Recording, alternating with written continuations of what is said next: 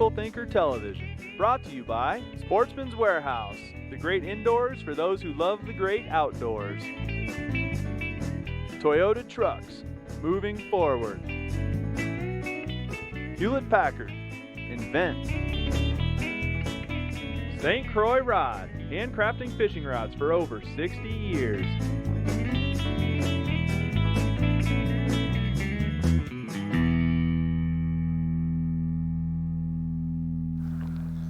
All right, we are on the Yampa River. We're just upstream from Hayden, Colorado, and we're going for the multi-species today. Looking for some smallmouth, looking for some pike, looking for some trout. It's one of the few rivers in the western United States where we can do all of the above.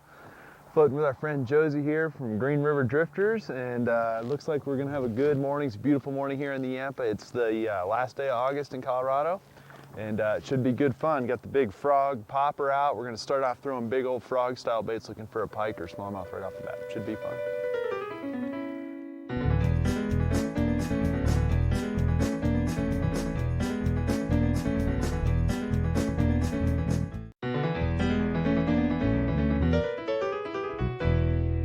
All right, so what we've got St. Croix Avid rods, and because we don't know what kind of baits we're gonna have to present here, we might throw anything from this little 1/8-ounce jig all the way to a great big giant floating Rapala, or maybe a spinner bait with a gulp product on the trailer of the spinner arm. But bottom line, I've got a 6.3 medium light with a 1000 series Shimano. I've got a 6.8 medium, and then I've got a 6'6" medium heavy. And by having those three spinning rods all with the same reel and just a little bit heavier line on each one, gives me some versatility I need to hit anything from the deep plunge pools all the way to the flat open runs we might encounter over the course of today. It's more important that your tackle, or that your rod and reel and line match the size of the bait you're throwing than the size of the fish you're catching. If more people would match their equipment to what they need to throw rather than what they're fishing for, they'd catch more fish. No love. All right, let me get it right on the grass where the current's swinging back and the foam's just starting to pile up over here.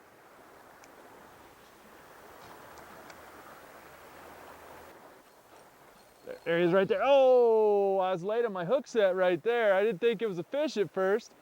Okay, so he was pretty much right at the front edge of that seam.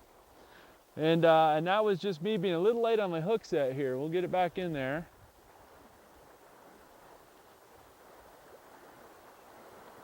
See if he'll come back real quick.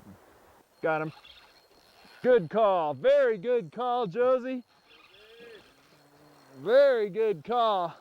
So we stopped the boat and we got out of the boat for a minute, and I got something that's fairly. Oh, he's back. He's back. He's back. Holy cow! We got out of the boat here and we got in this run, and I've got a large rainbow right here. Look at this thing, folks. Hang on a second. Oh, got light line on this little rod. This isn't exactly a big old truck of a rod. I'll bring him to you, Josie. We'll swing him on. He's a pretty big rainbow. We'd like to get this one. Woo, woo! Give him some, give me some. Very nice. That is a beautiful rainbow right there. Now, that's how you know you got a good guide. Let me just cut this off of here. I got my pliers right here so we don't have to deal with the rod anymore. So what we did is we found this seam like I was telling you about. We've got a great feeding seam with all the foam and the current, and what's happened is we found 2 species of fish in 3 or 4 minutes. This happens to be an absolutely beautiful Yampa River rainbow. Look at this thing right here. Now I'm talking about a hog rainbow. Josie and Green River Drifters coming through here. We're rowing in the drift boat. Sure enough, Josie called that one. I barely made the throw. We pulled over, we got out of the boat for a minute so we could really concentrate on this seam right here, because all of us recognize that it's a really good spot. The spinning tackle in this instance, as opposed to fly tackle, gives me that extra range that I need. Be able to make a long throw across there certainly makes it easier on Josie here, our rower. But us being able to throw clear across there and work that water. The other advantage is you've got the jig, which will work the full depth of the water column quickly. So as soon as that bait hits, it can work the full depth of the of the water column, and that's a definite advantage as well. Look at this trout, dudes. We have got a big trout. This makes the argument for the big bait right here. And he absolutely clobbered the big bait. Look at this trout. Oh my goodness, that's a big trout. Woo, doggy. This is a big old trout. Now we're gonna try to be real gentle with him. We don't want him to come off. And our boy Josie here is gonna get us up on this bank where we can deal with this trout. Look at the size of this thing.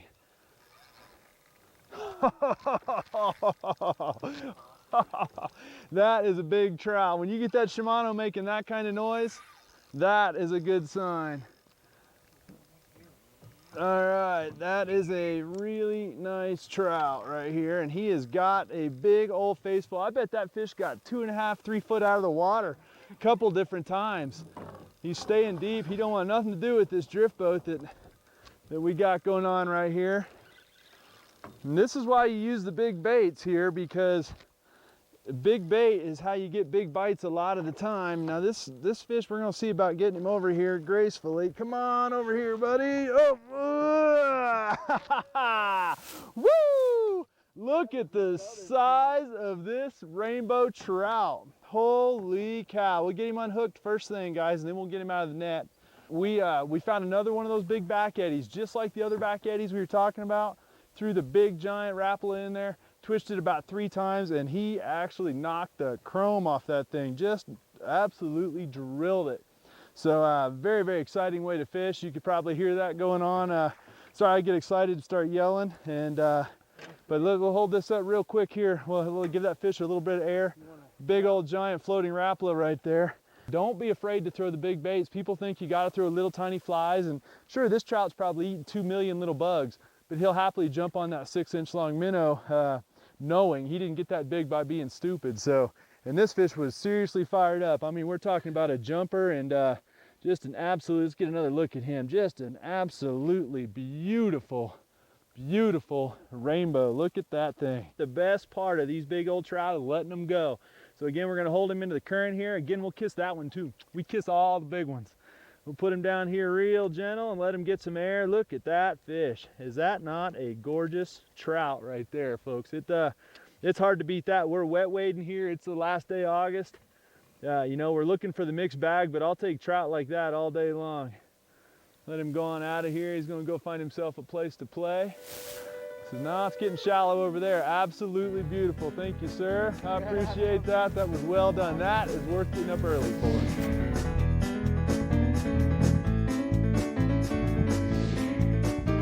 We all go fishing hoping to catch the biggest fish we've ever seen, but what are you going to do when you get that monster up next to your boat? Well, you need a net. But all nets are not created equal. Most common, very familiar net we're all familiar with is a nylon, braided nylon net like this. It's a little bit stretchy, it's very lightweight, and very easy to sweep through the water, but it's not ideal. And it's not ideal because it's made out of braided nylon. It's somewhat abrasive, and it will remove the slime coat from the fish. Not such a good thing if you're intending to release those fish. Another thing is it will definitely snag your lure. So if you've got a couple of treble hooks hanging on your lure, you may spend a while getting your lure out of this net. A better choice for both the fish and for efficiency is a rubberized net like this.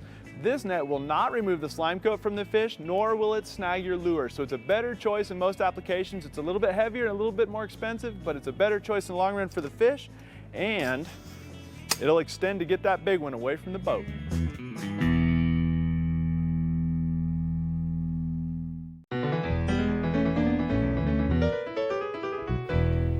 So when you're out fishing and you come up against a midge hatch that looks like that, it's a safe bet that matching the hatch might be a good deal. Now we're going to still continue to throw our little jig, and the reason being is I do believe that a large predatory fish will eat one big bait rather than 500 of those midges.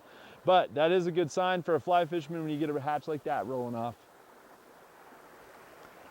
We got an example of why you use big baits right here. Now this fish is probably not as long as the bait that I'm throwing. I'm actually throwing this bait hoping for giant trout or pike, but anyone that'll tell you that a brown trout is not a predator has apparently not thrown big baits for him right there. So he's maybe not exactly what we're looking for, but it is kind of funny nonetheless. We're happy to have him. Big baits for big bites. That's it. You know, honestly, we like to keep it real here. We don't show you only the big fish. If we feel like it's important to show you a cross section. The whole point of Fishful Thinker here is to to get you to come out and try it on your own. Whether you come out and you wade some of these areas, or you drift, whether it be with a guide or you bring a canoe or a drift boat of some sort. Our whole goal is to increase participation and try to show you that it's real simple stuff that we're doing. We're not doing anything profound. We're just focusing on the fundamentals. All right. So we got in this heavy current and I started working this big old jerkbait up in the tight, real tight. You could probably catch that over my shoulder right here, right up against the bank. I mean, right on the bank, like a bass guy would throw it. And now I got this big old hog, and he's downstream of the boat here. Josie, once again, doing an excellent job. I'm trying to get this fish to come out of the current. It's another hog. So we landed it. We had some fast water there, and we had to stop the boat for just a minute. So I think I'm gonna step out here gracefully so we can deal with him. That was real graceful, I think. He's already unhooked. Yep, so that's good. So we're gonna just get him out of here and see what he looks like now. Is it a cut bow? Yeah. It's a beautiful fish. Let's swing sides here so he can see it. If you'd hold that for me, Josie, I'd appreciate it so we don't set him in the dirt. We'll get a hold of him. How about this one, guys? Oh, he's fired up. He's in that current. He's feeding. How about that one? We got another absolutely gorgeous one on that big jerkbait, throwing the big jerkbait right up against the bank. I'm gonna give him some air for a minute, but I'll go ahead and release him, I think. I think we're gonna let him go quick because we were in the current there, and it's important if you're gonna release these fish to do it gently and quickly. So I'm gonna sneak over here, and you can see it's a beautiful, oh yeah, little cut bow there. So it's another species for us here. And so far we're having a good day working the jerkbait. It's a favorite of mine, and these big rainbows are all over it at times. So we're gonna go ahead and let this one go. And there he goes. Heading into the riffle right here.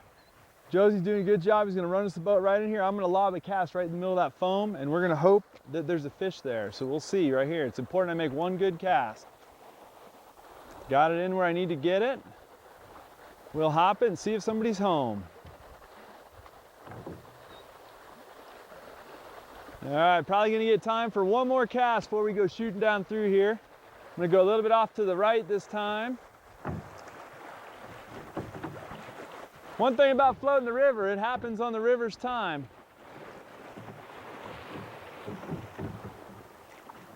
Got a perfect seam here. I'm gonna come down the inside of the seam first so I don't spook anybody. Hopefully, time out, okay. Don't get excited. Throw it up the inside again. Oh, I got a little long on that one. He just slashed at it right there. Perfect throw. I don't know if he's gonna fall for that one again, but I will throw the jig on there. Looked like a nice rainbow.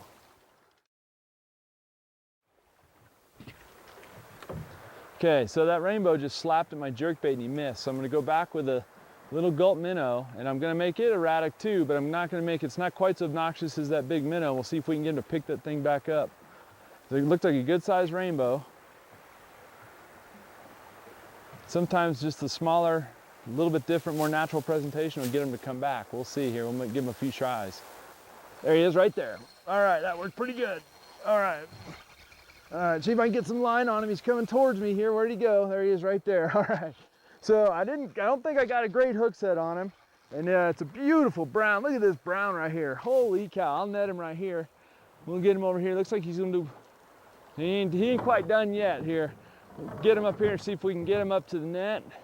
So we got that brown right there. He flashed at the big minnow bait and he didn't get it. And so I put the minnow bait down, picked up the little jig, and then threw the jig on him, hopped it real erratic, and boom, just like he's supposed to do. So it just goes to show you, if you follow up, we're gonna get him back here. We'll let him go real quick. But if you follow up with the other bait, sometimes, you know, that other bait's real erratic as well. And you know, the other bait's very erratic and it hops along real aggressive, similar to the big jerkbait, but it's just a little bit more natural. And I think switching up made all the difference on that fish. He didn't come back for the jerkbait, but he ate the jig.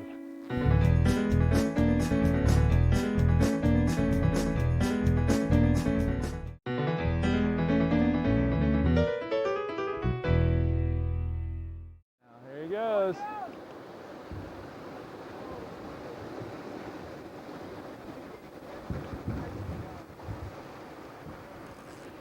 Nice.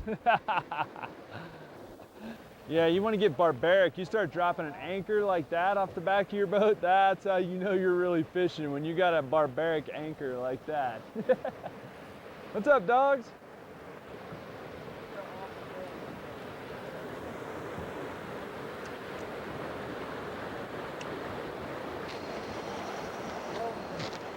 Big old fish hooked up right below the diversion dam. And we just came over the dam, we couldn't film, and once we came over, I got a hook. Whatever I got is ticked off. I mean, it is gone. This fish is taking line now. I don't know what I got, but it's unhappy about being hooked. It's taking line. Now I got this on my lightest rod. I was talking earlier about having 3 rods. I've got this thing on the lightest rod. I just want to keep the line tight. I got the drag nice and loose where we can be conservative. He's deep down here. It's a big old rainbow. It's a big old rainbow we got. Stay down, baby.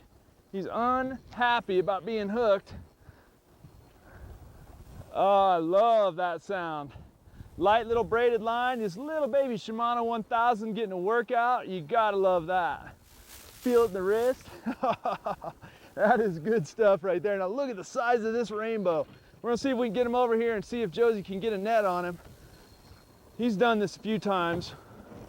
Don't want to put too much heat on him close to the boat, but that is a gorgeous fish.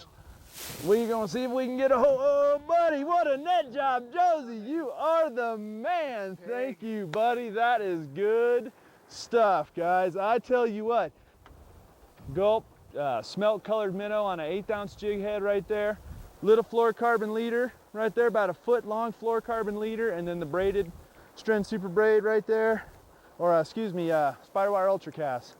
Real good little rig, just got it done on a giant. I'm gonna get out here with Josie and see what this fish looks like. Let me set that rod down.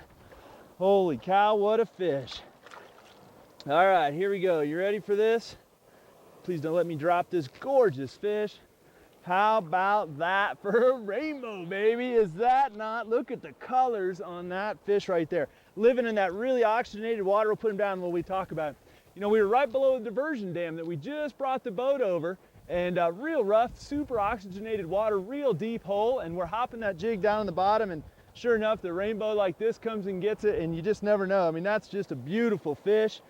That's a real. I mean, by the hook jaw. Got a hook jaw, so we got a nice male. Look at the color on him. Just a beautiful, beautiful. Wow, what a deal. Put him back and let him go on his way here. Let him get some oxygen there. But you know, that's just hanging there in the current. What a beautiful fish. He'll nose his way out there and pick up some more current. We're back to working the same kind of patterns we got down in this hole. Work this outside of the seam. Our fearless leader Josie here recommended I throw up on the shallow riffle and let the bait come down in the current seam. Got the big jerkbait working again, and looks like we got us another rainbow, and he's gonna go into the front of the boat in a hurry. Got to pay attention in the current, that's for sure. And we got it dragged nice and soft because we do have the braided line here. You got to be somewhat careful with these fish because the braided line doesn't have any stretch forgiveness at all. So if a fish surges right at the boat like that, you have nothing that's helping you for shock protection.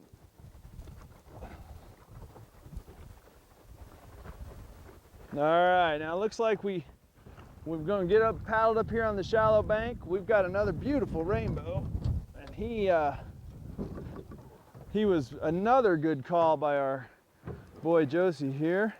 Okay, here he comes. If you're ready, we'll get him back over here gently. Yeah, that is, oh buddy, he ain't ready yet. Sorry about that. We'll bring him back over here gracefully, head up, and you got him. Nicely done. I'll keep some tension on that so he doesn't chew himself up. Another absolutely beautiful rainbow on the rainbow colored plug. Josie, I'm holding the net. And you know, I'll tell you what, that big jerkbait working across that current like that, I mean, it's much, much bigger than most people would think to throw for trout. And but bottom line, these are big fish. That's a big bait right there. And these are big trout, and a big trout is a carnivore. And carnivores like big bites. So let's see what we got here. All right, so we're gonna see if we can gracefully get him out of the net here and just stay in the boat this time. We just got this fish out of the current right here in front of us, another beautiful rainbow. Let's see if I can get a hold of him gracefully there. How about, and he's a slimy one. How about this fish? We want to get him back in the water as soon as possible, so we're gonna get a quick picture and get a release on him.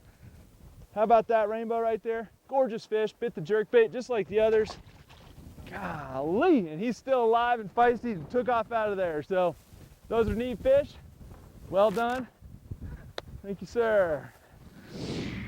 So finishing out our day here on the Yampa. We're winding down around the corner here. We're actually going to take the boat out. Had a great day catching trout, caught some beautiful rainbow trout. Did not catch the pike and the smallmouth we were hoping to catch, and we did catch a couple of them yesterday when we were stopping checking some holes out, but we didn't today. So I don't know that it's necessarily a thriving fishery, but you can't complain about catching, you know, 3-5 pound rainbows on big jerk baits and gulp jigs all the course of a day. Beautiful scenery like this here in the Yampa. So it's been a fun day. It just goes to show, make the best of whatever opportunities you get. If the trout want to bite, so be it. Let's keep catching trout here at Fishful Thinker. We're big on the fact that you should fish for what's biting. That's the way you catch the most fish and have a lot of fun doing it. So we've had a great time today, thanks to Josie. Appreciate that. Green River Drifters. We'll get the information from him, and thanks for watching Fishful Thinker. Rolling. It's fired up, and I got it right up here on this bank. We're right at the end of the day. Northern. Decided to keep fishing, and this thing just clobbered my jerkbait. Just absolutely clobbered the jerkbait. We're gonna get him over here. He's gonna be hot. Nice. Woo! There are still some pike in the Yampa. We just needed to get farther downstream, which is pretty much what they tell you. Okay, the hook's free.